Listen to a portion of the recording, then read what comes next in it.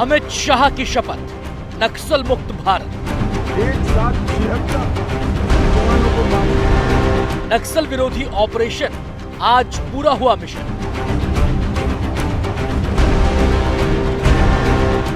सबसे बड़ा ऐलान, नक्सल मुक्त हिंदुस्तान। 31 मार्च 2026 आज की तारीख इतिहास में दर्ज होने वाली है, क्योंकि आज देश को नक्सलवाद के दशकों पुराने आतंक से मुक्ति मिल चुकी है। लोकसभा में केंद्रीय गृह मंत्री अमित शाह ने ऐलान किया कि अब देश से लाल आतंक का सफाया हो चुका है। शाह ने कहा कि देश की सबसे बड़ी आंतरिक सुरक्षा चुनौती नक्सलवाद अब इतिहास बनने की कगार पर है। अमित शाह ने कहा कि सरकार तय समय सीमा के भीतर देश से नक्सलवाद का पूरी तरह सफाया करने जा रही है। 6 सरेंडर हो गए, 3 मारे गए, एक भी नहीं बचा है। तो उनकी पोलिट ब्यूरो मेंबर और सीएमसी ये पूरा समाप्त हो चुका है। और हमने लक्ष्य किया था कि 31 मार्च को नक्सल मुक्त करेंगे। अमित शाह ने कहा कि सरकार ने नक्सलवाद से लड़ाई सिर्फ बंदूक के दम पर नहीं लड़ी, बल्कि नक्सलवाद के खात्मे के लिए जहां जहां नक्सलियों का असर था, वहां सड़कें, स्कूल, मोबाइल नेटवर्क, बैंक और प्रशासन को पहुंचाया गया।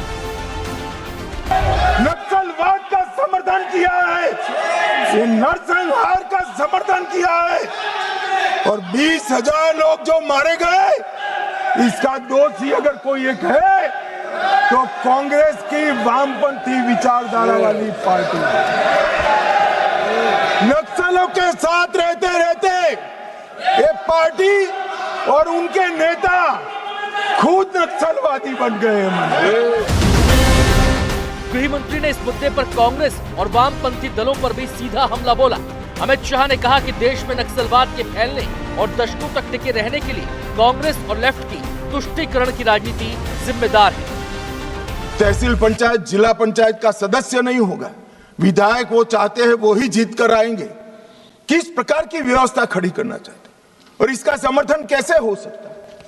अब कह रहे हैं बातचीत करो, जो कह रहे हैं उनको मैं बताना चाहता हूं, मैं 50 बार कह चुका हूं सार्वजनिक मंचों पर, बस्तर में जाकर, बस्तर के हर तहसील में जाकर कह चुका हूं, हथियार डाल दीजिए, सरकार आपके पूरे पुनर्वसन की व्यवस्था करेगी, मगर हथियार नहीं डालेंगे। गृह मंत्री ने कहा कि सरकार की सख्त कार्रवाई और सम्मानजनक सरेंडर नीति का नतीजा ये हुआ कि हजारों नक्सली हथियार छोड़कर मुख्य धारा में लौटे हैं। नक्सली संगठन का नेतृत्व कमजोर पड़ चुका है, अब युवाओं को बहकाने की उसकी ताकत भी खत्म हो चुकी है। इस दौरान गृह मंत्री अमित शाह ने यह भी बताया कि जिस दौर में नक्सलियों ने जवानों का खून बहाया था, तब देश में कुछ ऐसे मंच थे जहां पर जवानों की हत्या पर जश्न भी मनाया गया था। मान्यवर 2010 गृह मंत्री चिदंबरम जी ने एक वक्तव्य दिया,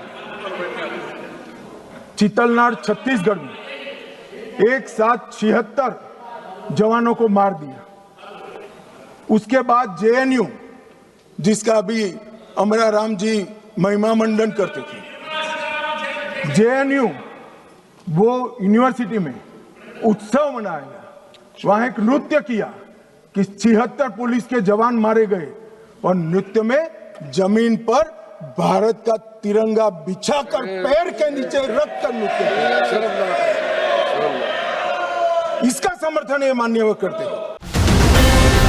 कांग्रेस पर केंद्रीय मंत्री गिरिराज सिंह ने भी जमकर निशाना साधा। गिरिराज सिंह ने राहुल गांधी को ही अर्बन नक्सल कह डाला। वहीं कांग्रेस ने भी अमित शाह के बयान पर जमकर पलटवार किया। देखिए, ये सच्चाई उन्होंने रखा है, तथ्यों के साथ रखा है।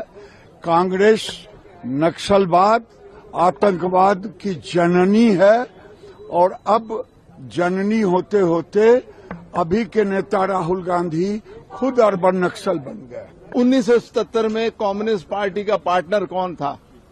बीजेपी पार्टनर थी। 89 में जब वीपी सिंह की सरकार बनी तो ये पार्टनर थे। क्या बात करते हैं